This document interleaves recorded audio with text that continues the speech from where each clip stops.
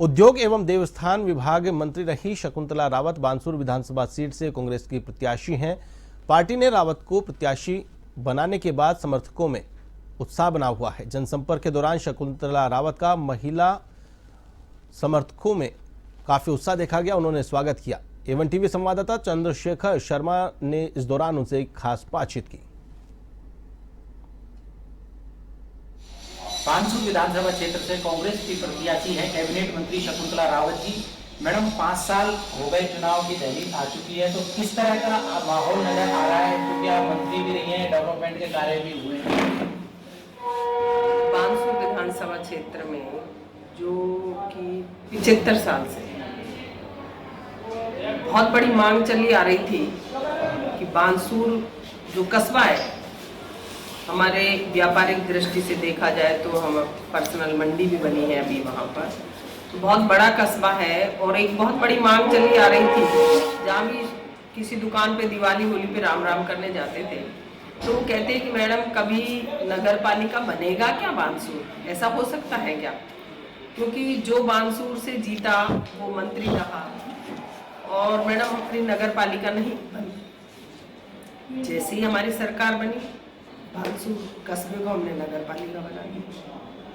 नगर पालिका बनाने के बाद में पहले बानसूर में घोषणाएं भी, सरकारी कॉलेज नहीं था तो सरकारी कॉलेज की बिल्डिंग बनाना जो अब लगभग बनकर के तैयार हो गई है, अब उसमें बच्चे शिफ्ट हो रहे हैं। तो ये जो सरकारी कॉलेज बनना, आप सोचिए कि इतने वर्षों में घोषणाएं कर दी थी, पत्थर लगा दिए थे, लेकिन किसी ने नहीं सोचा कि हमारे बानसूर के युवाओं को सरकारी कॉलेज की आवश्यकता है। वो क्यों प्राइवेट कॉलेज फीस भरे, गरीब बच्चा। तो अब आप सोचिए कि बिल्डिंग बन के शानदार बिल्डिंग बनी है और रेडी हो गई है, अब बच्चे उसमें शिफ्टिंग हो जाएंगे। और ये बड़ी मांग करना नगर पालिका की तरफ से, जब जैसे ही नगर पालिका घोषणा हुई तो दूसरे अन्य नेताओं ने कहा कि नकली बनी है। मैं उनको कहना चाहूंगी कि नकली बनाने का काम आप लोगों ने किया था। मैंने कभी भी कोई काम की घोषणा ऐसे नकली नहीं करी, झूठी नहीं करी।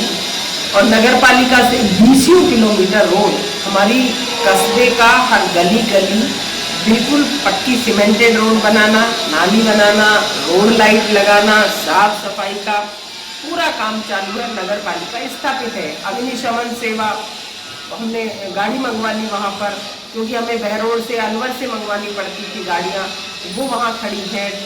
सफाई के लिए टेम्पू चलाना, सारी चीज़ें ये हमने वहाँ पर कर रखी है। तो ये नगर पालिका बन चुकी है।